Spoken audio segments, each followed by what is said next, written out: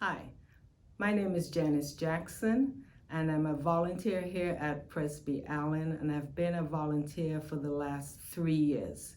But previously, I'm a retired PACU nurse at Presbyterian Hospital of Dallas, and I worked there for 39 years. I was actually born in a British island called St. Kitts, and my family moved to St. Thomas, U.S. Virgin Islands when I was 10 years old. I think of Black History Month, I have this energy of being proud, being thankful and grateful. And I think of all the opportunities that our ancestors before us have paved the way so that I can be here today, because if it was not for them, all of us who are Black would not be where we are today. So it makes me very thankful and very grateful to them, because without that, I don't know. We have a long way to go still. And I think if we build on that, and then I think about what Martin Luther King said, and I think about my granddaughters. And sometimes people ask me, what do you want for your granddaughters? And I said, I want the same thing like Martin Luther King said, for them not to be judged on the color of their skin.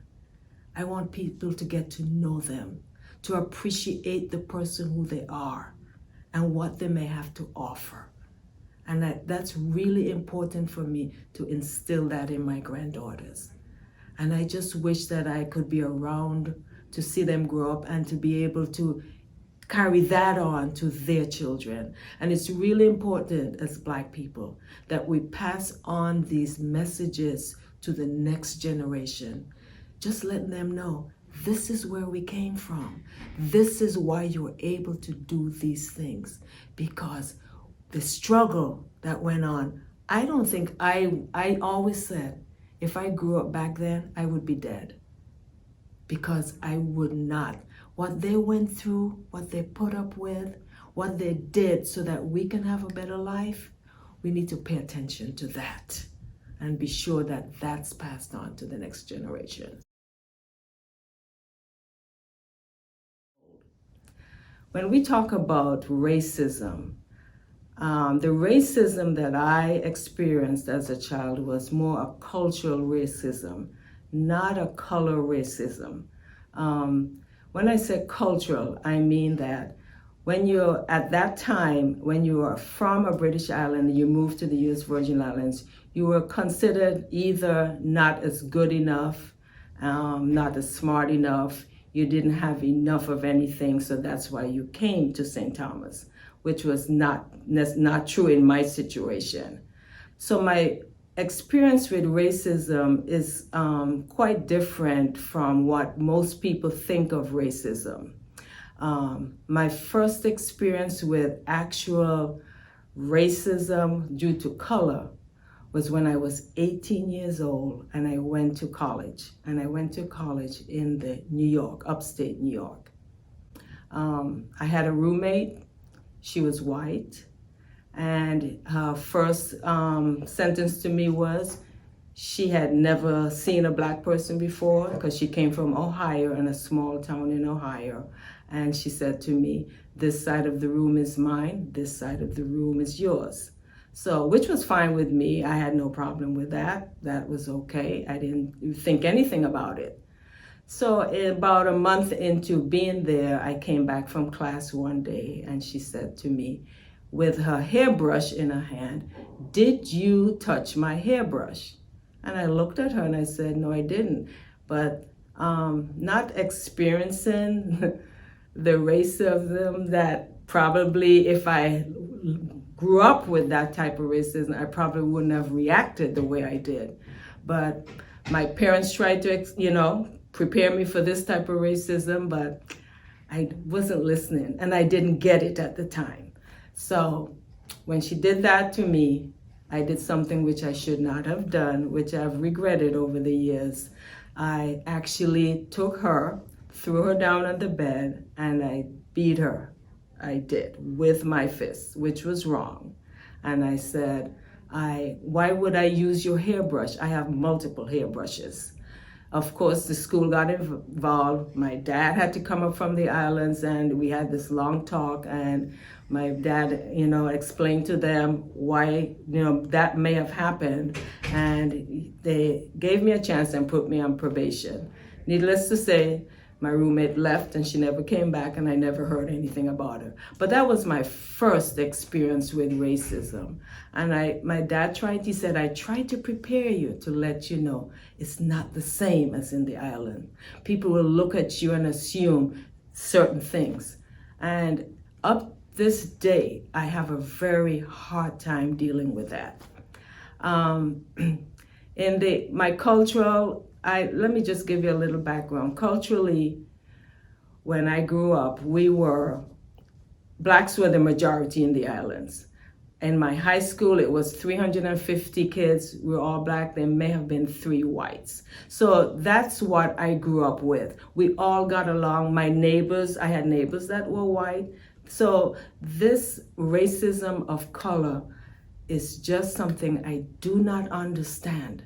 I do not understand how someone could not like me because of the color of my skin. That makes no sense to me at all. You know nothing about me. And I think what we need to do as a generation, as a society, we need to look at a person, not where they came from, what they have. Get to know the person. Let's try not to look at the color. That has nothing to do with it. My first experience with racism as a nurse came in my 3rd year at working at Presby. I was back in 1976, 77. I worked on a urology floor, and I was the best IV starter. And I remember coming back from dinner one afternoon, and my charge nurse said, I need you to go in and start an IV on this patient. And 2 or 3 nurses already tried, so let's see what you go.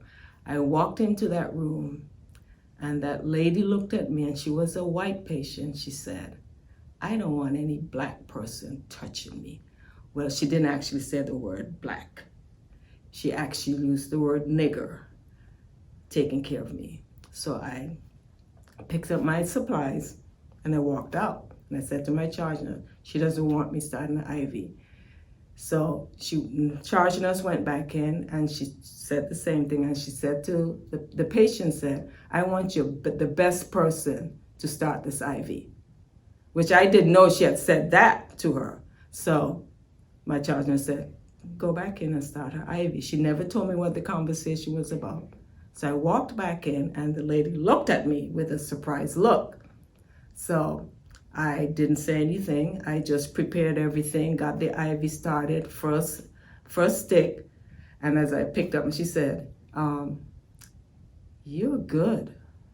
It took everything out of me not to say anything. And I just said, you have a good day, ma'am. And I walked out the room. But I left there thinking, she didn't know anything about me. She didn't know I was the best. But just because I was a black person that walked into the room, that was more important to her at that time.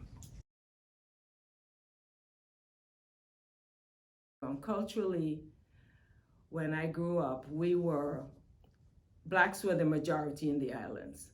In my high school, it was 350 kids. We were all black. There may have been 3 whites. So that's what I grew up with. We all got along. My neighbors, I had neighbors that were white. So this racism of color is just something I do not understand.